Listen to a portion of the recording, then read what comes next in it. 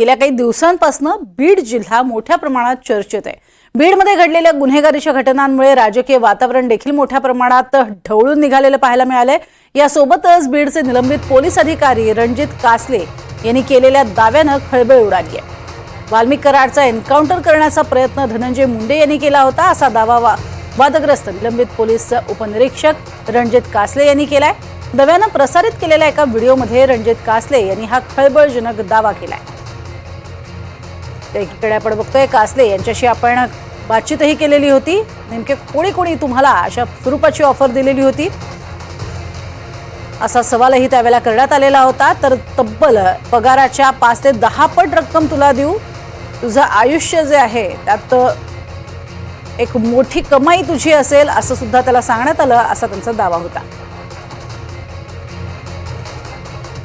बनवण्याचं कारण म्हणजे काल मी वाल्मिक कराडच्या एन्काउंटर बद्दल खूप काही चॅनलला मुलाखत दिली आणि माझं मत मांडलं।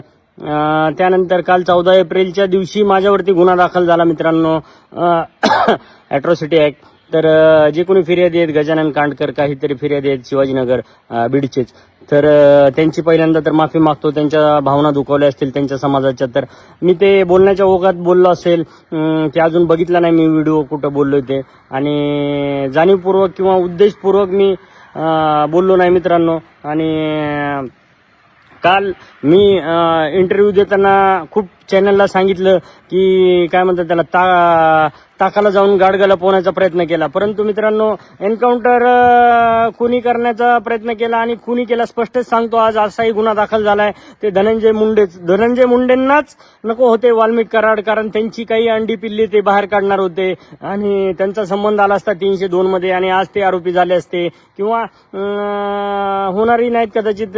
त्यांना खूप सपोर्ट आहे आपले महाराष्ट्राचे गृहमंत्री आणि सीएम फडणवीस साहेबांचा सपोर्ट आहे, ते होणारही नाही, त्यांना आरोपी केलेही नाही जाणार, तेवढे ते पुरावे दाबले गेलेले आहेत। तर मित्रांनो कालच्या व्हिडिओ नंतर हा माझा व्हिडिओ आहे आणि आता मी महाराष्ट्र पोलिसांना ओपन चॅलेंज देतो की त्यांनी मला पकडून दाखवावं। मित्रांनो मी सायबरमध्ये काम केलेलं आहे आणि 20 वर्ष पोलीस डिपार्टमेंटमध्ये काम केलेलं आहे, तर किती टीम पाठवू द्या, 3 नाही 4 नाही 10 टीम पाठवू द्या, मी भेटणार नाही। मी रोज 2 गाड्या चेंज करतो, इथून पुढे 2 कार्ड 2 मोबाईल 2 IMEI सगळे चेंज करणार, 2 स्टेट बदलणार इथून पुढे।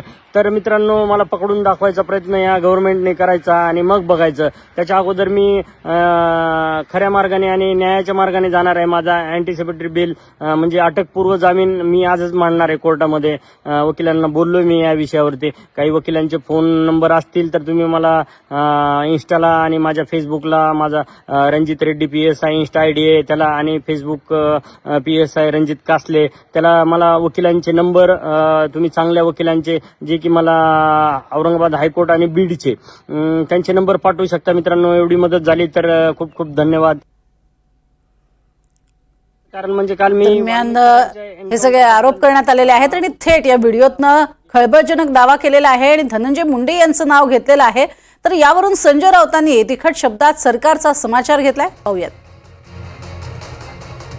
जे निलंबित अधिकारी आहेत त्यांचं असंही स्टेटमेंट आहे की हे जे तुम्ही सांगताय की मला एन्काउंटर करण्याच्या सूचना होत्या, म्हणजे फेक एन्काउंटर्स या महाराष्ट्रात अलीकडच्या काळात किंवा देशात घडलेले आहेत, त्याला पुष्टी देणारं हे विधान आहे।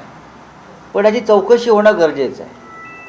आणि जर हे निलंबित अधिकारी सांगत असतील की मी अशा प्रकारची नोंद अमुक अमुक पोलीस स्टेशनच्या डायरीत केलेली आहे, तर ते अधिक गंभीर आहे। जर अशा प्रकारची नोंद पोलीस डायरीत केली असेल तर त्याच्यावरती तेव्हाच ॲक्शन का झाली नाही?